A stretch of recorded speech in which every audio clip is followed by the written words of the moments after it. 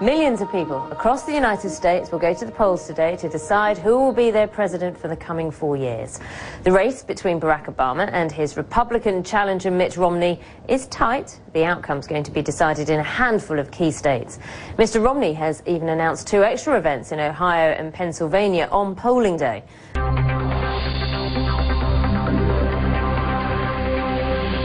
That is quite an Orlando welcome. Hello, Wisconsin! Thank you, Lynchburg. Hello, Ohio!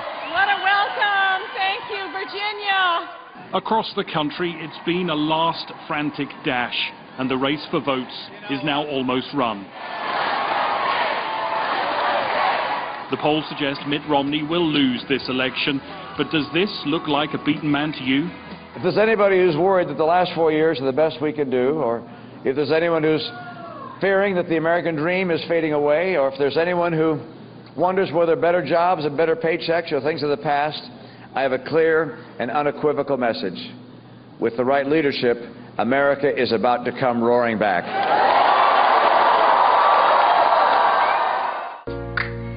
We're gonna bring this thing home. He's facing more than just a sitting president. Jay-Z adding a touch of celebrity to the campaign. Barack Obama! The signs are that it will be Barack Obama in the White House for the next 4 years. In such a tight race, though, he can take nothing for granted. As long as their families working harder and harder but still falling behind, we've got more work to do.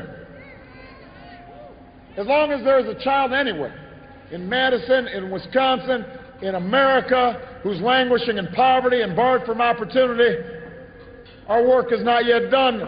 The fight goes on. And still, all eyes are on those swing states.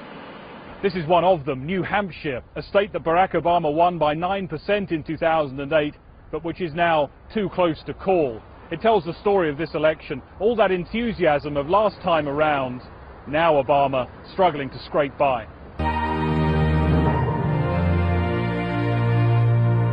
The 3 states the president spent his final campaign day in, Iowa, Wisconsin, Ohio. If he wins there, he wins re-election.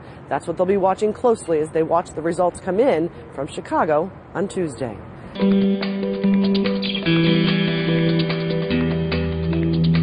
2 tiny towns in the U.S. state of New Hampshire have become the first to vote on Election Day for their president.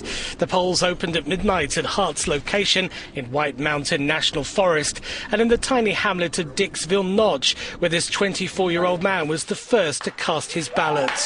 It's a little exhilarating, a little intimidating. This is actually the second time I've had the honor of being first in the nation. I love the Dixville Notch tradition. I think it's a microcosm of. I really hope it's inspirational for people to see sort of, the small town voting process. I hope it shows people the importance of getting out there and making your say heard.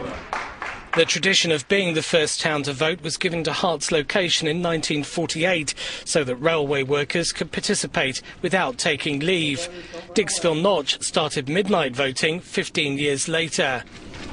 We take voting seriously here in New Hampshire, and particularly we take voting seriously here in Dixville Notch.